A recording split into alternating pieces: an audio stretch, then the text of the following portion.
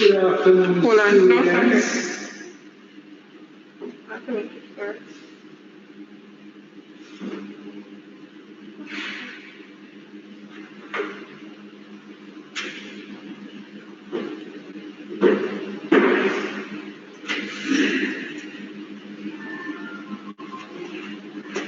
You can start.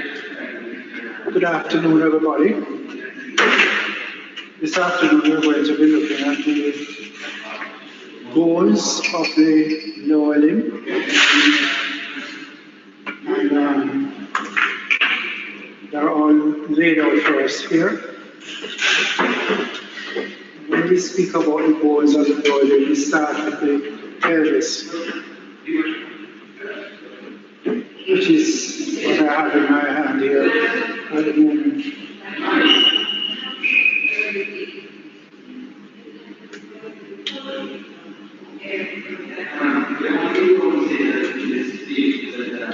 Okay, the pelvis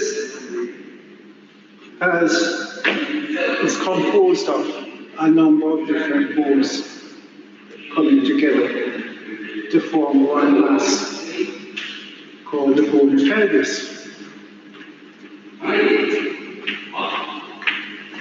Let me point out some of the features. Anteriorly, we have the symphysis pubis. This is a secondary cartilaginous joint uniting both bones, left and right. Each of these bones, referred to as the innominate bone, is composed of three separate bones. There is the ilium, which is in this general area, coming down, approaching the pubic ramus. It will link with the pubic bone, which comes along on the anterior ridge, and then down into the body of the pubis and the inferior ramus of the pubis. That's down here. And the third bone, so you have ilium, pubis, the third bone is the ischium. The ischium starts at this point, where it joins with the inferior ramus of the pubic bone. And you have a ischial-pubic ramus, ischial tuberosity, and then it bends its way back up to join with the ilium, which is in this general area. The ilium, the ischium, and the pubis all come together and meet at the point of the acetabulum. This hole right here is the acetabulum, which is a socket in which the head of the femur fits. So you have one composite bone made up of ilium, pubis, and ischium, and the three ilium together produces what is referred to as the acetabulum.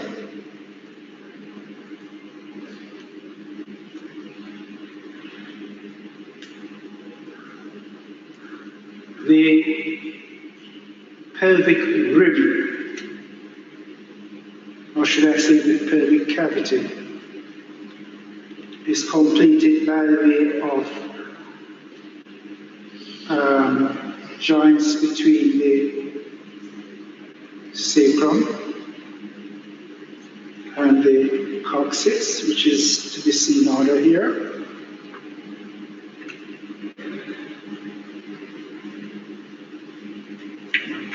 So that's the coccyx down there, and this is the sacrum, and the sacroiliac joints, one on either side, lends us to having a complete ring and a cavity called the pelvic cavity. So you have what is referred also as a true pelvis and a false pelvis. True pelvis is this cavity that is down in the base here, and a false pelvis is that portion of the pelvis that is above the line joining the two edges of the pelvic rib. Above it would be false cavity.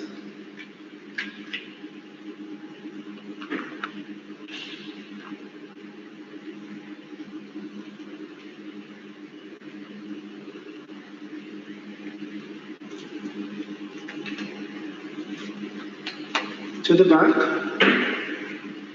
we come upon essentially what is referred to as a sacrum. This is the posterior aspect of the sacrum with its ridges. And from the sacrum, we go further on into the coccyx. And in this area, the large major muscles arise from this area, and the same thing can be said about the muscles that arise in the wing of the ilium. The space right here gives rise to the iliacus muscle, and medial to it, coming down on the side, would be the psoas muscle. They come together to form what is referred to as the iliopsoas muscle, which comes across and eventually insert into the lesser trochanter of the femur.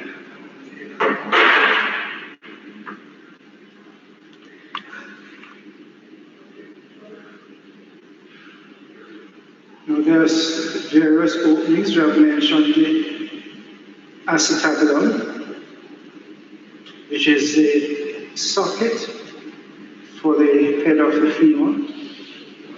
This bone fits into that area like that.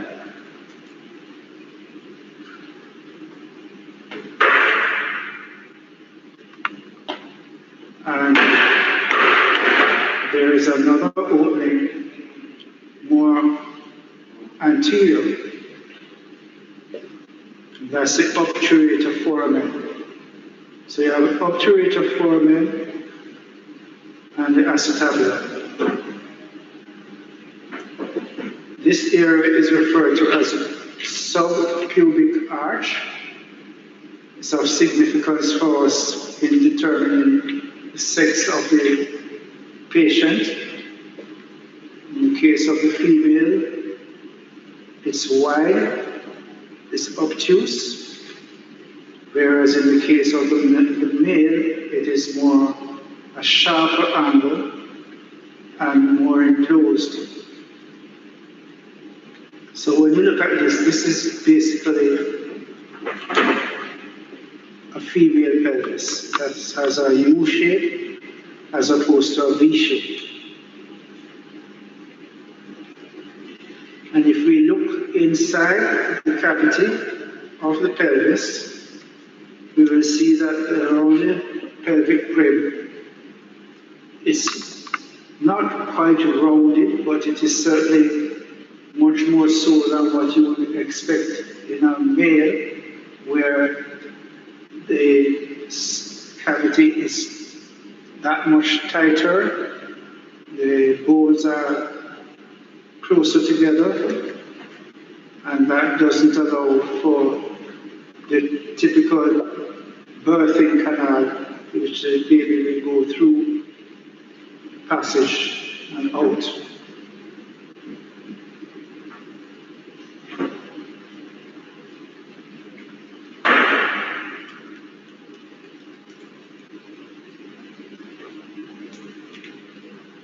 Now there are a number of muscles that arise from the pelvis. I'm not sure that I'm going to list out all of these muscles, because I'm sure there is another lecture that will deal with the pelvis as an entity. Essentially, though, we have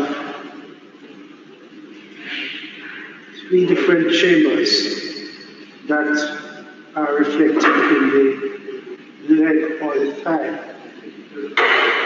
This bone is the femur, which is the bone of the thigh.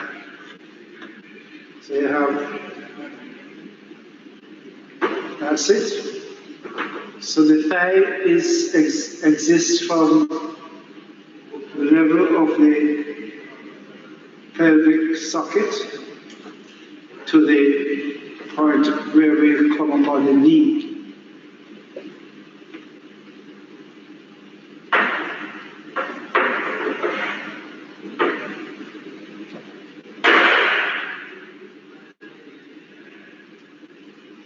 So what are some of these muscles that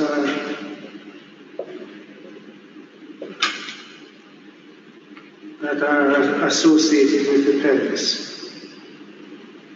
Well, all of the muscles of the thigh are arising from either the bone in the thigh, which is the femur, or from the pelvis itself, and or even higher in the case of the psoas, from the lumbar vertebrae. The thigh has three compartments, referred to as the anterior compartment, the medial compartment, and the posterior compartment. The muscles of the anterior compartment consists of iliacus and psoas, both of which come down and pass over the superior pubic arch, ramus, and proceeds further distally till it comes to be inserted into the inferior, the lesser trochanter, the lesser trochanter and the greater trochanter. Iliopsoas comes down onto the lesser trochanter. And because it goes across the joint, it is a flexor of the thigh.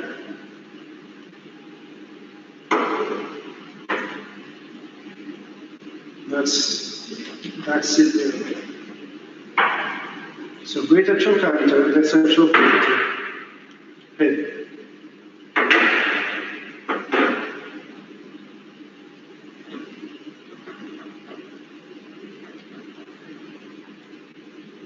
Now the other features of the pelvis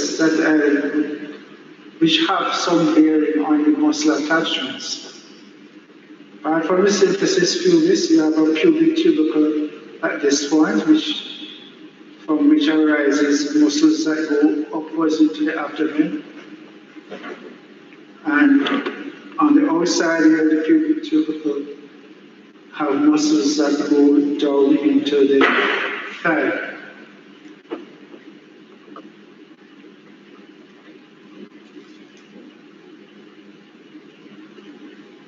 Medial side of the superior ramus gives rise to a muscle referred to as the pectineus. Pectineus muscle comes off here, goes back, and inserts into the lesser trochanter.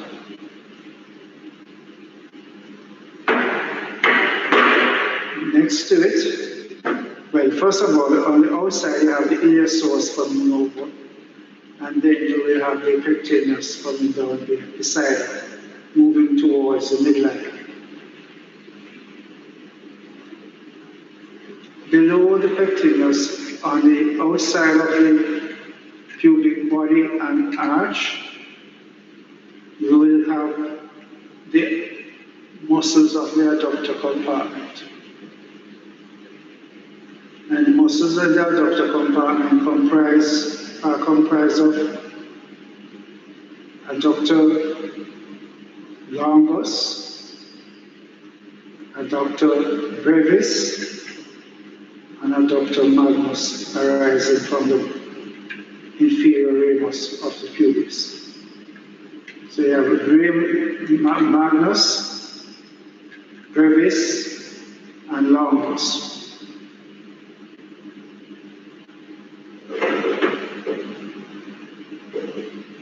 And don't forget the pectineus, which I mentioned earlier.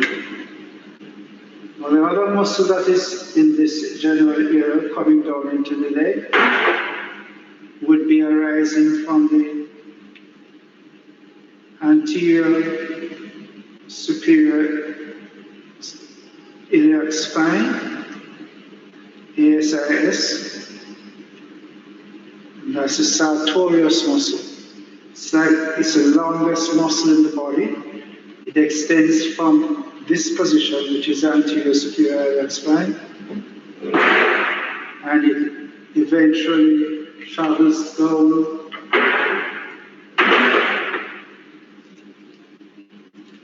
the length of the femur, and then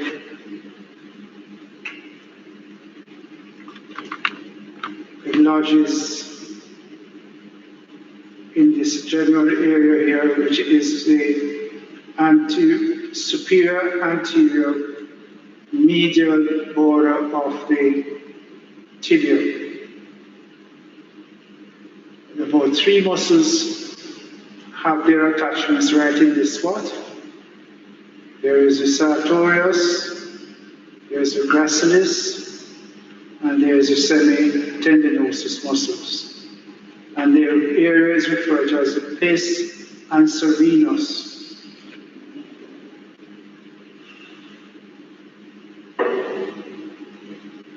And what is interesting about the pes anserinus is gracilis comes from the adductor compartment. Sartorius is a member of the anterior compartment, and the semitendinosus comes from the posterior compartment. So all 3 compartments have an insertion at this point. Can turn it on, please. You're not seeing it properly. All right, first of all,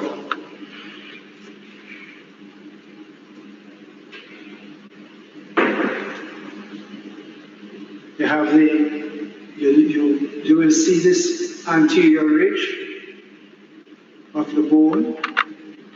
Above it, there is an area that's raised. This is where the patellar tendon is inserted, and it's the tendon that supports all 4 muscles, the large muscles of the thigh. We will mention them as we go along. That's where the tibial tubercle is to be found, right here. There is a bony part of the tibia, and this represents the medial malleolus, which is the furthest extent of the tibia.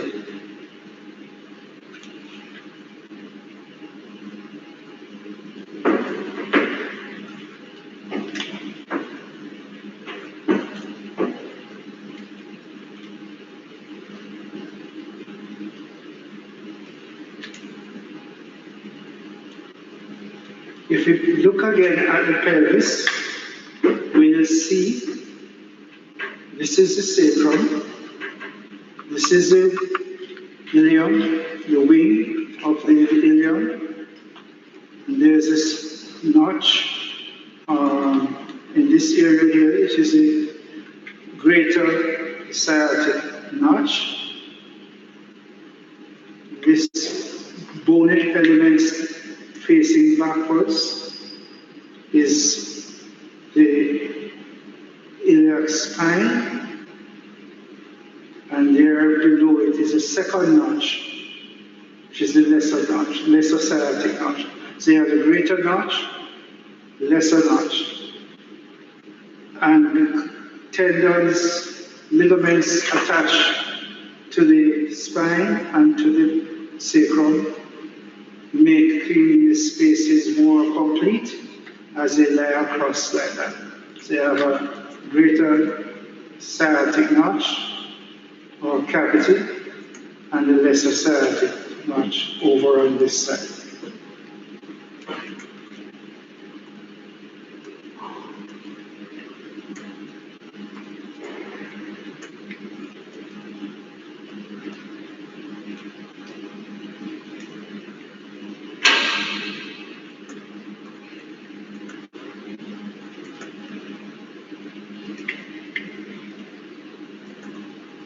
As far as maturation is concerned, most of these bones begin to develop bone out of cartilage from fetal days. So you have at 4 months, at 6 weeks, you'll get the first notch, the first evidence of bone formation, and each of these bones has its own center. You have a center for the ilium, a center for the ischium, and a center for the pubis. And they start maturing 4 weeks, 6 weeks, 8 weeks. They eventually fuse, the bones come to fuse, and eventually do away with their epiphyses at age 18 to 20 years of age. So when you become an adult, that's the time that the joints are properly fused together.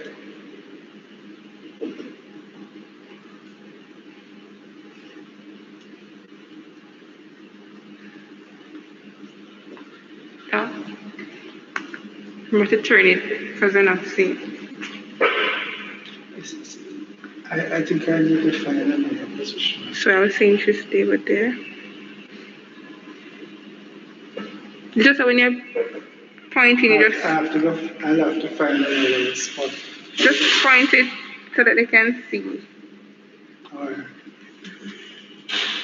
So I'm hoping that they are able to see this. Yes.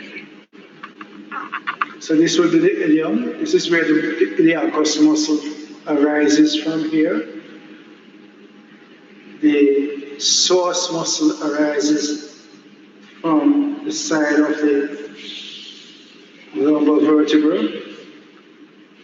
And the two of them travel downwards, come across, and over the top of the bone. This is the pubic bone and the superior.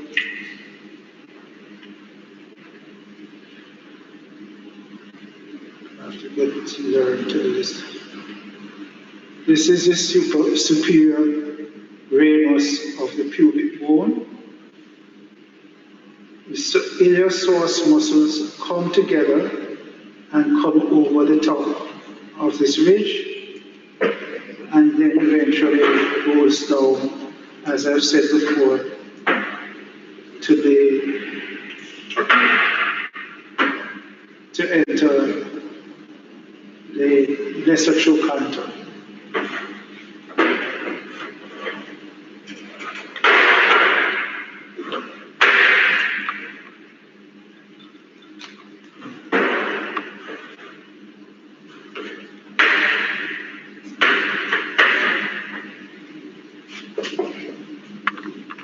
This is the lesser trochanter here, and the greater trochanter there. This is the intertrochanteric line on the femur, and this is the neck, which goes off at an angle of about 125 degrees in relation to the shaft of the femur. So the shaft is going one direction and the neck is going another direction. And the angle created is about 125 degrees. So that is the neck, and of course, right behind the neck is this rounded area which is nice and shiny and smooth. That's where the head of the femur is. So this would be neck and head, and this would be the line signifying the end of the articulating surface of the femur.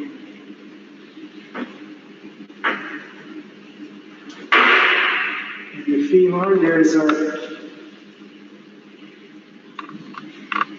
this hole here.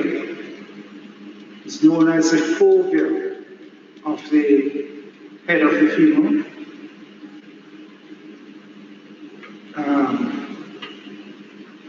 Gets its blood supply coming from the obturator and down into this area here. So the artery to the head of the femur, which doesn't last for very long. After certainly by the time you reach puberty, it is much less of a physical structure than in the early days, during the early days of infancy and childhood. But that's the fovea. It has a ligament that is attached to there, connected there to the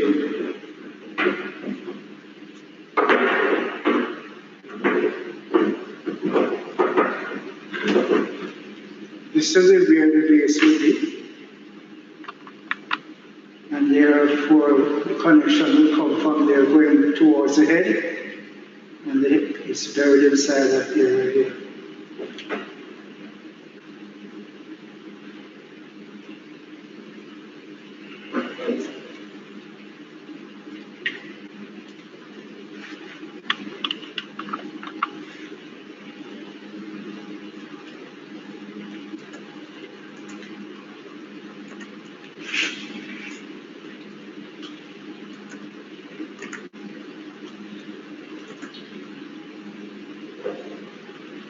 I'm looking at the posterior surface of the femur. And if you notice, there is a ridge coming off from this section, coming towards the midline, and another one on this side coming towards the midline. And then as it reaches to the bottom, it comes back out on either side. This line that we speak about is referred to as the linear aspera, A-S-P-E-R-A, and it is one of the areas where the muscles are attached, both muscles of the anterior compartment and muscles of the medial compartment. So you have one ridge there and the other one here. And it all comes down and runs down into the supracondylar area at the lower distal end of the femur. So we have an epicondyle, both medial and lateral. And these are the smooth areas here, which would be the articulating surfaces, would be referred to as the condyles of the femur. So these are the condyles, and above it would be the epicondyle area. There is a bare area of the femur that sits at the back of the bone. This is related to eventually what would be referred to as the popliteal fossa, which is down in this area here. Popliteal fossa will be discussed at some other stage when you're dealing with the knee. There's a protuberance right here. This is the adductor eminence. The the adductor magnus comes down and is attached to the bone at this point, right here. So you have three adductors. You have the adductor brevis, adductor longus, and adductor magnus. Longus starts high up, and the brevis is sort of hitched behind it in the upper part of the thigh, and then the magnus takes over at the lower part of the thigh.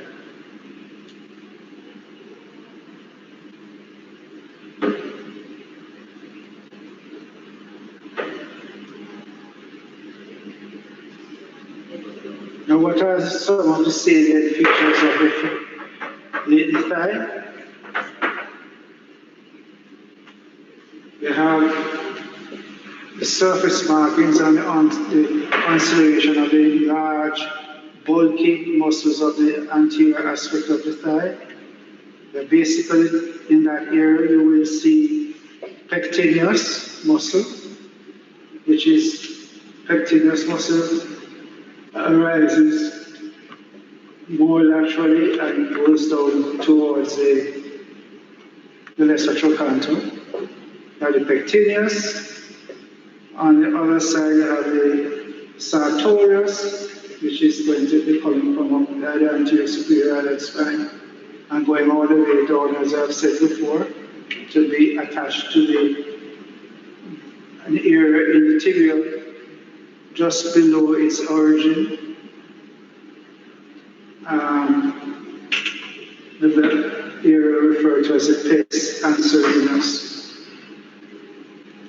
So you have sartorius going across the front of the thigh. You have pectineus going towards this deep to the lesser trochanter. And then you have what is referred to as the quadriceps muscles. And quadriceps because it has four muscles all lumped into one. It's easily the biggest muscle mass in the body, and it is composed of, most superficially, is the rectus femoris, which arises from the anterior, this is the anterior superior, this is the anterior inferior iliac spine, and this is where the rectus femoris arrives there, and the body just above it. It goes down as the most anterior of, or most superficial of the bulky muscles of the quadriceps. So that is in front. If we were to lift up the rectus femoris muscle, we would see under it the vastus intermediaris muscle, which sits right in the front of the femur and runs the whole length of the femur. You don't see it normally until you remove the femoris, the rectus femoris. Then you have the vastus lateralis, that will be to be found on the outside here, and vastus medialis on the inside and lower. It is a bigger, bulkier muscle than the lateralis. It sits in that general area here. Well, those are the main muscles of the anterior compartment. Vastus medialis, vastus intermedius, vastus lateralis, rectus femoris. Those four muscles comprise what is referred to as the quadriceps, and they all have a common insertion by way of the patellar tendon into the area of the pubic, of the tibial tubercle, which is still found in this area here.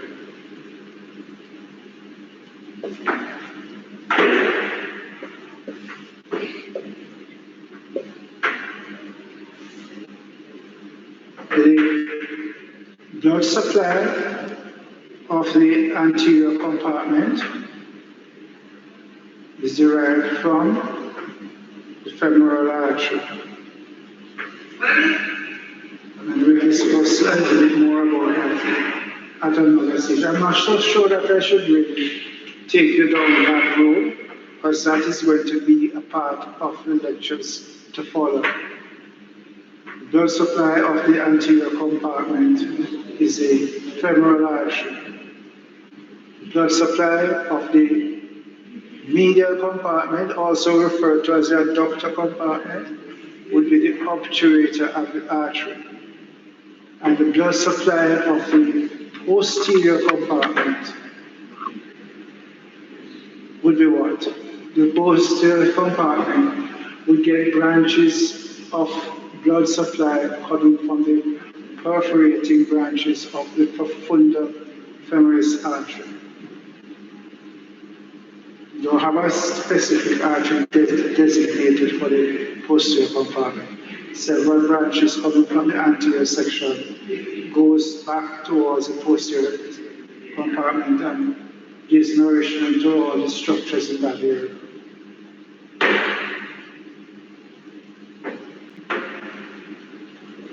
The nerve supply of the compartment anterior would be the femoral nerve and its many branches. And I say that because as soon as the femoral nerve enters into the upper aspect of the thigh, it branches off in several different directions, giving distinct branches to the different muscles in the anterior compartment.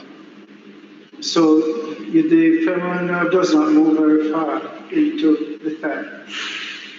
Its branches are the ones that go on. So you find branches to the medialis muscle, to the lateralis muscle, to the saphenous, which carries the continuation of the femoral all the way down to get past the knee, provide sensation just below the knee.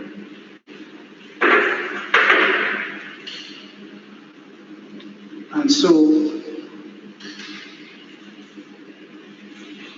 we have medialis, lateralis, saphenous that goes all the way down. Then you have the profunda artery which comes down on the outside and gives the perforating branches to the muscles in the back, behind the posterior aspect of the compartment.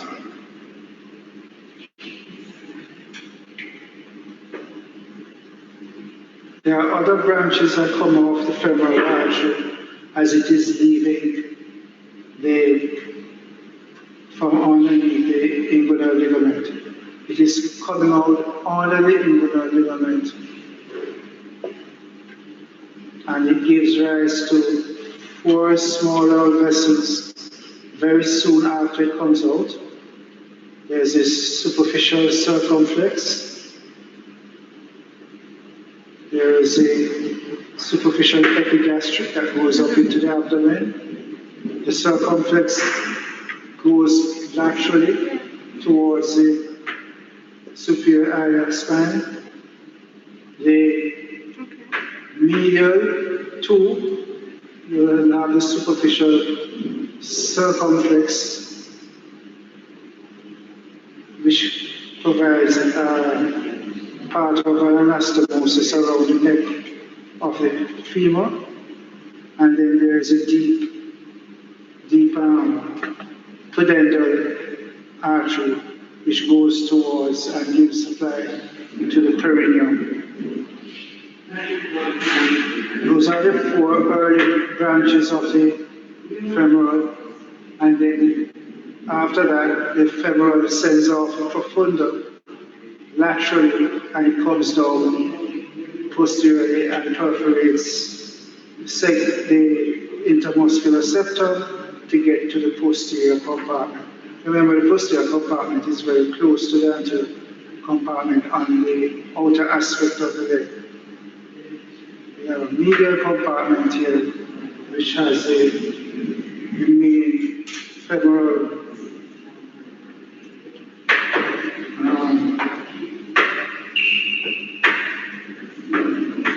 superficial femoral artery, sorry, goes down on the inside.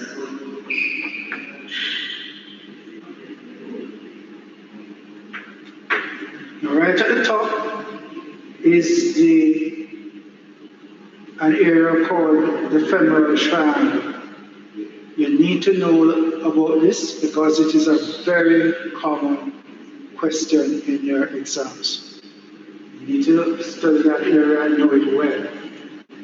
It's a triangular area or zone that is at the anterior aspect of the thigh, close to, it's a triangle, that's why it's called a femoral triangle.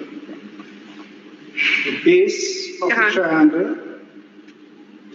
triangle, would be the inguinal ligament. So consider remember the inguinal ligament is connected anterior superior iliac spine down to the pubic tubercle. So it sits in that area like that. And then you have two branches coming down to be the rest of the triangle. Medial branch arising near to the symphysis pubis in this area would be adductor longus. Adductor longus arises in that area and goes towards downwards and laterally, and arising on the other side and going medially would be the sartorius muscle, which runs along on the inside. So the lateral border would be sartorius, medial border would be adductor longus, and the base, which is actually more so in the apex, would be the inguinal ligament. So inguinal ligament, adductor, and sartorius. And within that space, the triangle has a roof and a floor. The roof is really the fascia lata that encloses the deep investing layer of fascia that wraps around the muscle groups. So that would be the roof, fascia lata. And if we were to lift away the fascia lata, we would have some contents, but the floor would be down below that. I've mentioned some of the floor already. We have the adductor longus, which not only is medial, but it also turns laterally, so it forms part of the floor. Next to it would be the pectineus muscle, and next to that would be the psoas muscles. But the psoas is not a part of the triangle. It's too far lateral. So it would be the pectineus and adductor longus. What are the contents of the femoral triangle? Well, from lateral to medial. This is medial here. Lateral to medial. Remember now we have psoas coming down, iliac psoas coming down on the lateral side, and that is going to the lesser trochanter. Next to it, or running on top of it, would be the femoral nerve. The femoral nerve, which is the nerve of the anterior compartment. As I said, it is very short, branches off into several different distributing branches. So you have the femoral nerve, which is actually in a space outside of what is referred to as the femoral sheath. The femoral sheath encloses the artery, which would be next to the nerve, which would be the artery. And next to the artery, where more medially, would be the femoral vein. So you have nerve, artery, vein. And most medial of all would be an area where you would find lymphatics.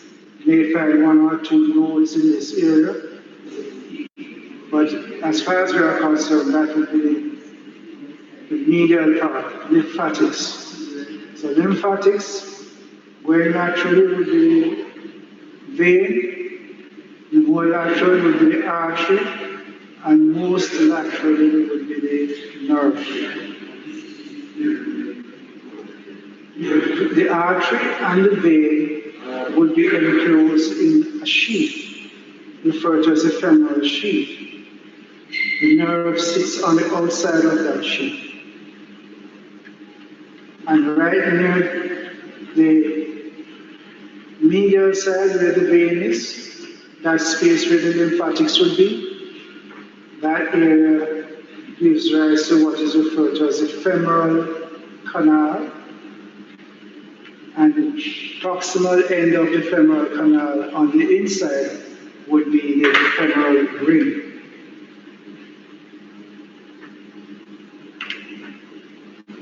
Now when you leave that triangle,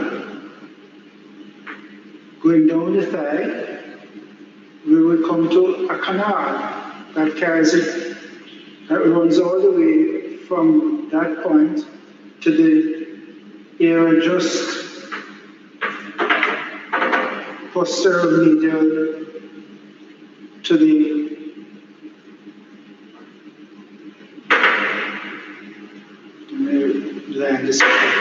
this is the medial condyle or epicondyle, sorry. So you have the epicondyle and you have the adductor tubercle. This is adductor tubercle.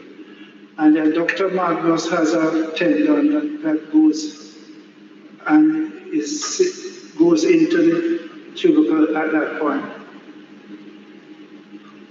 And there is a space between that and the rest of the muscle, right near the adductor hiatus. It sits right in that area here.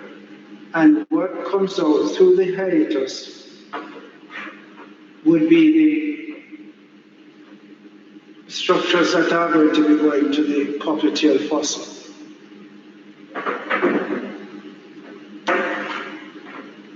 So we are coming down the medial side, and we are going to enter through the opening into what is really the popliteal fossa, which I won't speak about this afternoon, because that is really for the person who is dealing with the knee.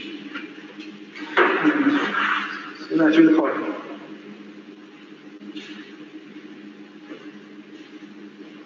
So we have completed the anterior subcompartment. We can turn to the posterior compartment. Posterior compartment has three muscles.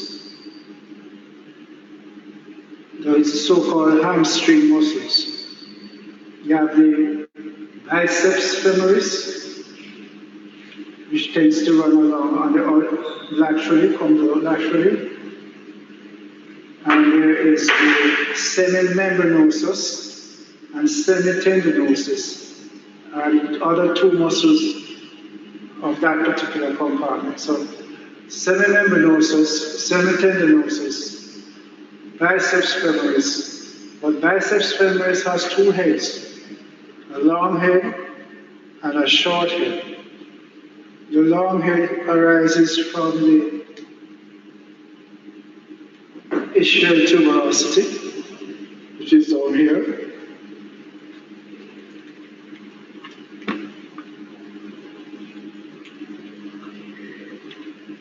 This area here. And the short head arises from the linear aspera. Remember I pointed out the linear aspera, that is the ridge that is running along the back end. Coming from the linear aspera and going further distally into in this area here, it says right below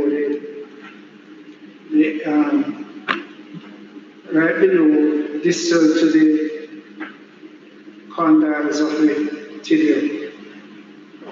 Condyles of the tibia look quite different to what you see on the femur, but that's just the articulate like that.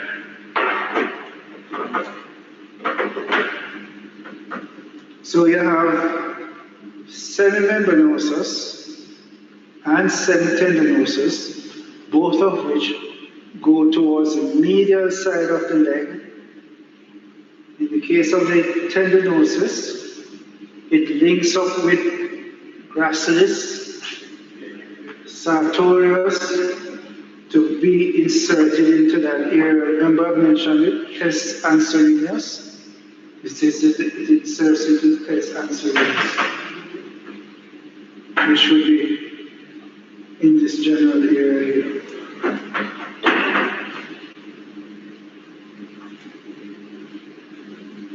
The membranosus,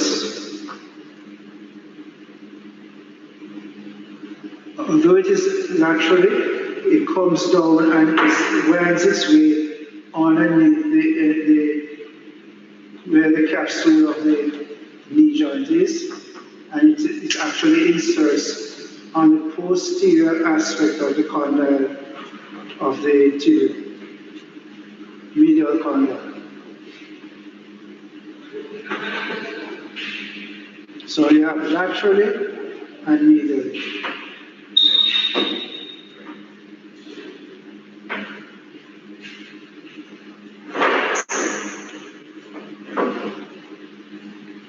Then you come,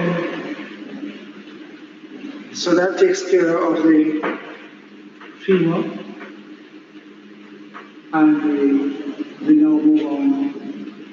Well, we have our distinguished visitors here. You say hi to... Students, how are you? Michael Gardner here. Yes. We're just doing some dissecting in the lab. How are you? Paul, how far they've gotten in the lower limb now? I am actually doing the bones. So they're just starting the lower limb now? Pretty much. I have tomorrow I do the This one says, I am dead. adductor and Greetings. So you're starting lower limb now?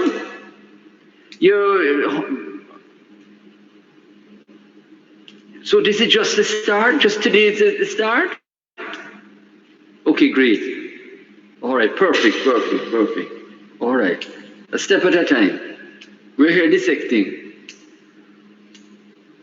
Oh, our first lab in the lower limb. Excellent. Perfect. Gluteal region. Okay, great. To come. Okay. All right. So that's a very important area. So you need to read up on it. That's really very good. The glutei and how they work, right, Paul? yes, sir. Right. The gluteus maximus, medius, minimus. Very good. Yeah, man. We will. All right, for sure. Enjoy your evening. Take care. All right, Paul. Hi, sir. All right, Shani.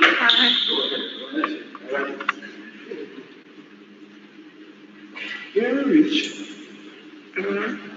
Tibia. I wasn't listening. This is a tibia I'm holding here. It has a proximal end which articulates with the lower border of the femur. So these are the condyles of the tibia, lateral and medial condyle. Of interest and importance is the tubercle, the tibial tubercle, which is where the tendon of the quadriceps muscles are inserted. Like the femur, it has compartments, muscular compartments. You have anterior compartment, lateral peroneal compartment, and posterior compartment. The medial side is pretty much bare. If you were to run your hand down the inner aspect of your leg, you will easily feel the bones, which would be this bone that I'm indicating here. There's a sharp bone and the muscles sitting right in this area here.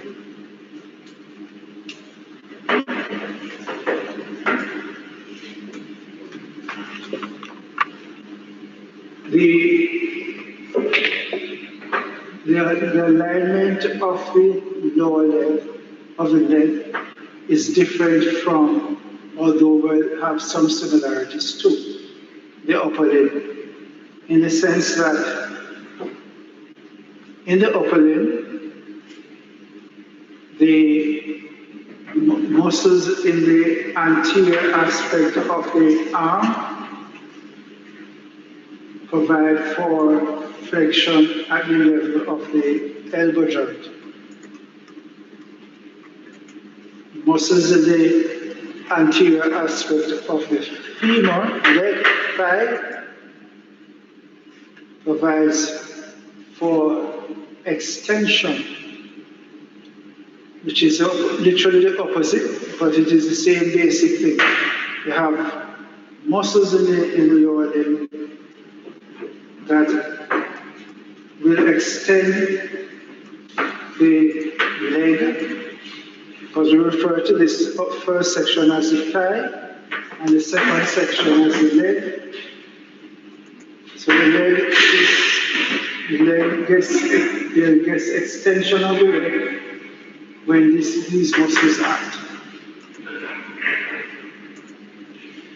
And of course, opposite, in the case of the upper limb, the muscles at the back of the arm produces the extension, and in the case of the leg, it produces flexion. So it's similar, but basically opposite, homologous arrangement.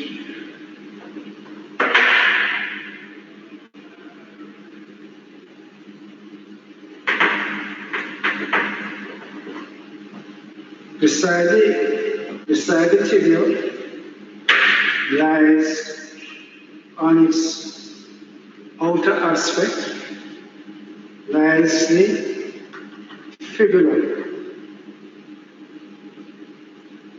So the tibia gives rise to the medial malleolus,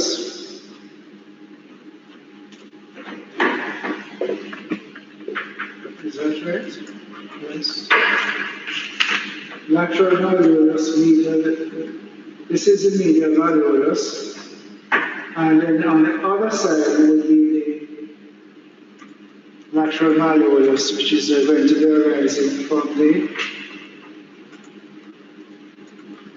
So this is with the lateral malleolus here.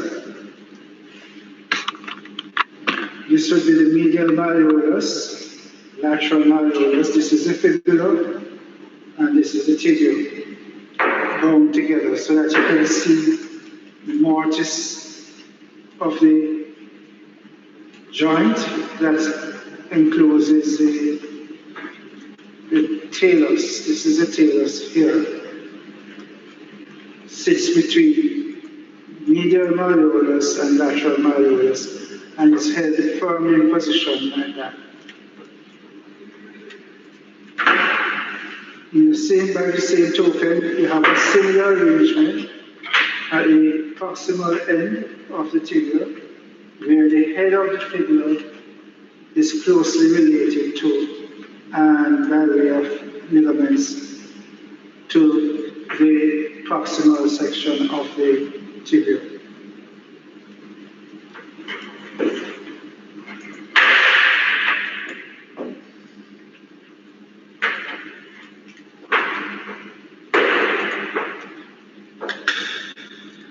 So this would be the anterior compartment, then you have posterior compartment, and you have what is referred to as the lateral node, which would be what we call the peroneal compartment. Peroneal compartment doesn't have very much in terms of structures. You have the peroneus brevis, peroneus longus, and you have peroneus tertius, but that is actually from the anterior compartment. But the peroneus brevis and longus arise from off the fibula, and they both come behind in lateral malleolus to come down into the sole of the foot.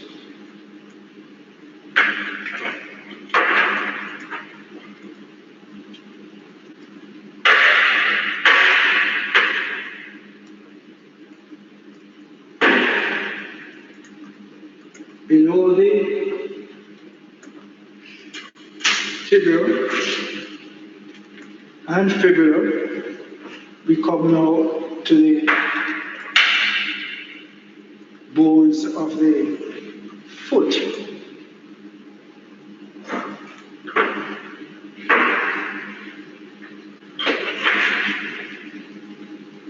Might be easier for you to see it on this. Alright, so this would be the foot. One bone here, which is the talus, and the other bone, the other big bone at the posterior aspect of the limb would be the calcaneus. So this is the calcaneus, that's lateral. This is the talus, which is the ankle joint. When you talk about the ankle joint, we're really talking about the talar joint. This is the talus here, which can move anterior, posterior, can't go out or in, it's confined by the malleoli. And that's talus, calcaneus. Immediately in front of the talus is another bone. These are the bones referred to as the tarsal bones of the foot. You have the tarsals, metacarpals, and phalanges. Beyond the talus, articulating with it, is this bone. This bone is referred to as the... Sorry, I not see it, because I'm in the way.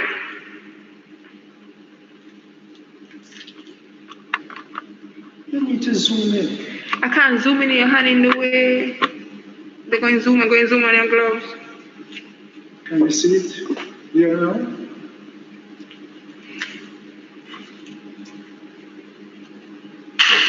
This is the talus.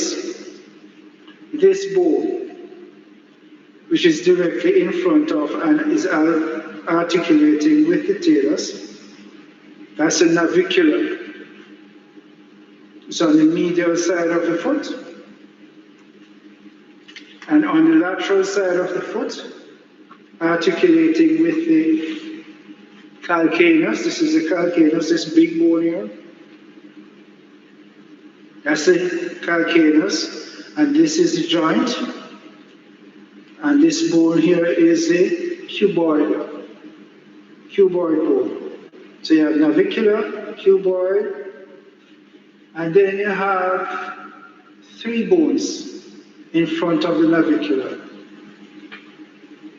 These are the cuneiform bones. You have medial, intermediate, and lateral. So you have medial, intermediate, and lateral. And of course, they all articulate with the cuboid on the outside. The cuboid is on the lateral side of the foot. So from here to there represents the tarsal bones of the foot. Then we get to the metatarsals, which are the longer bones in this area.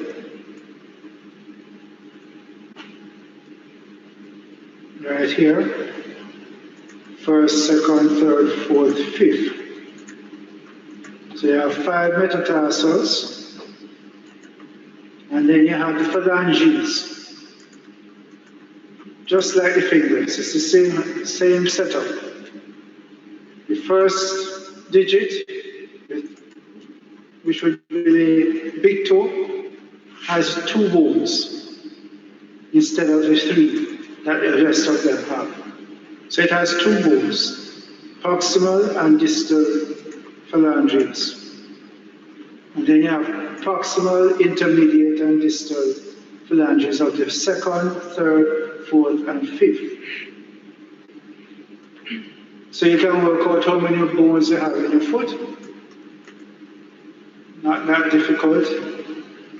2 and 4 times 3, 12, 14, 5, 19, 7. That's how much? 26. So you have 26 bones to contend with in your foot.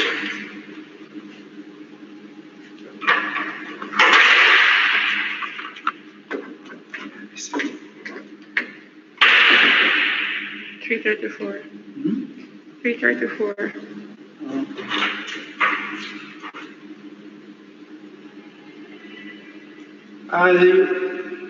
Are there any questions? Because I have gone through all the bones of the lower limb. Summary, there is a pelvis, consists of 2 innominate bones and a sacrum and a coccyx. That's the pelvis. And this is your femur, bone of the thigh, or the thigh bone.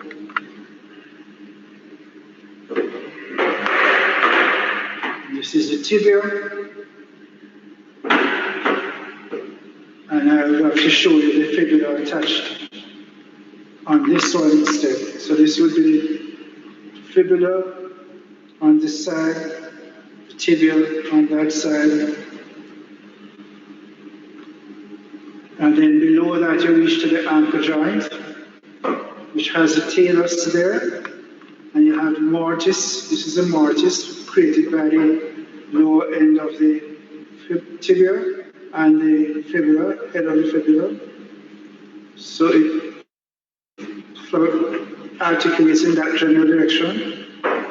In front of the talus would be the navicular. This is a flatter bone on the inner aspect of the leg, of the foot. And on the outer aspect, you have the calcaneus, which is the biggest one, and then beside it, or in front of it, sorry, would be the cuboid. That's this bone. And then you have these 3 bones sitting in front of the navicular. These are the cuneiform bones, medial, intermediate, and lateral.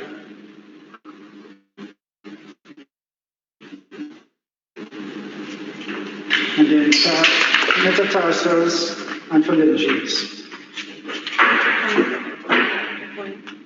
Have a user for your hand.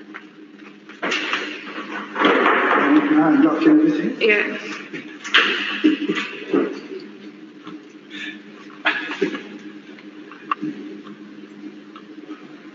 So use this as your guide. So you see what they're seeing. So if you can't see, they can't see. You see? So what you're pointing at, they can't see.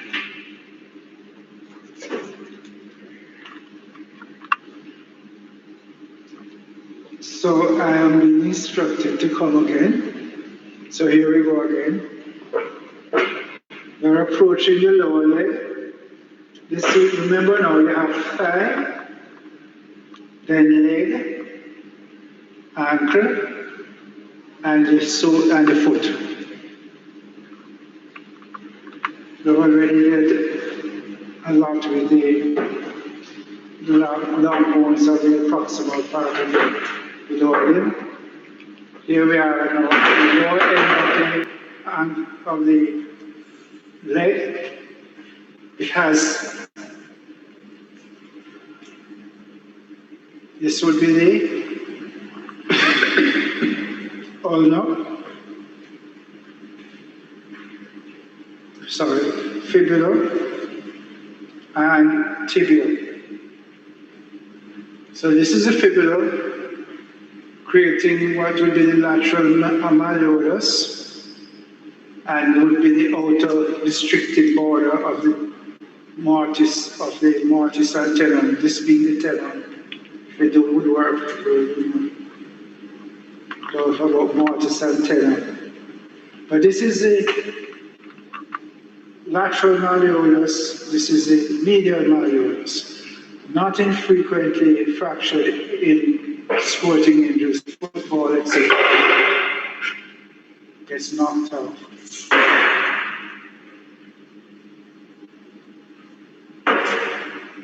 This bone that sits in the space occupied, this bone is the talus. And below the talus, or should I say in front of the talus, you have this relatively smaller looking narrow bone, which would be the navicular. It's on the medial side of the foot. And this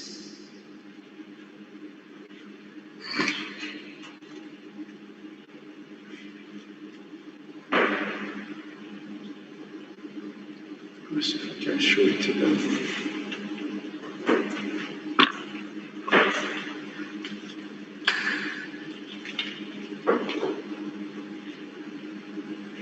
Point, I'll fix the camera. All right, let me see if I can watch it. Here is the tibia. Here is the fibula. Here is the mortis with the medial malleolus on the tibia and the lateral malleolus on the fibula and the U shape right here. That would be the mortis of the joint. This would be the talus, which is the tendon of the joint. This is the talus. And the proximal, this talus goes this way and it articulates with this bone,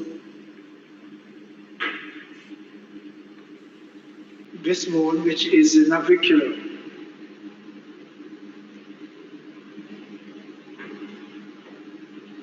That's the navicular.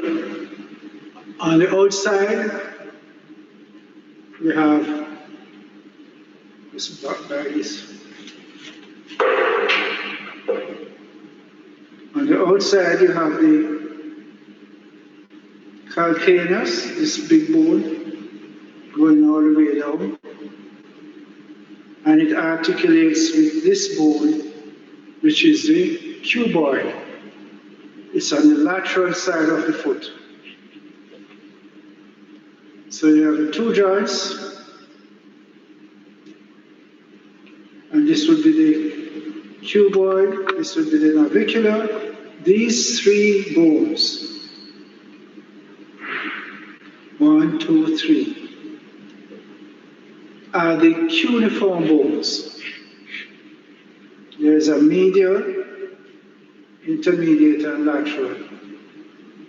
The medial, intermediate, and lateral cuneiform. Cuboid. Metatarsal 1, 2, 3, 4, and 5. And tarsal, proximal tarsal bones. In the case of the first toe, it has one other bone which is distal, but in the case of the other bones, it's actually three tarsal bones in each digit. And so we have a proximal, intermediate or middle, and distal joint, distal joint. Perfect.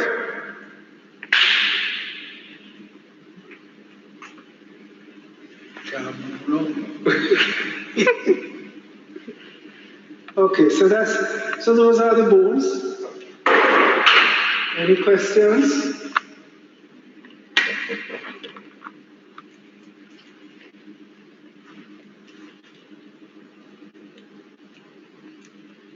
No, sir. No, so far. None so far? I said no. No, sir.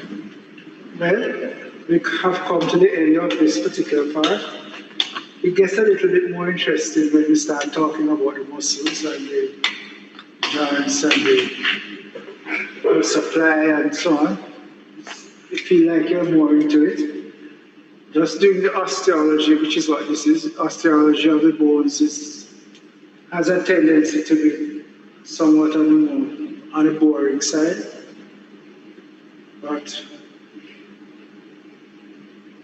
what you need to know about these bones, you need to also know their ossification centers and when they do ossify. We don't really spend a lot of time on that because it's too much detail.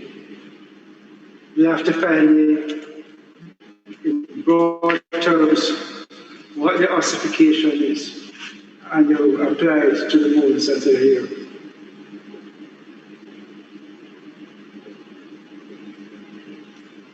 Okay. Do I have you tomorrow? No. Yes. I have them tomorrow. Tutorial? Tomorrow I have the extensor compartment.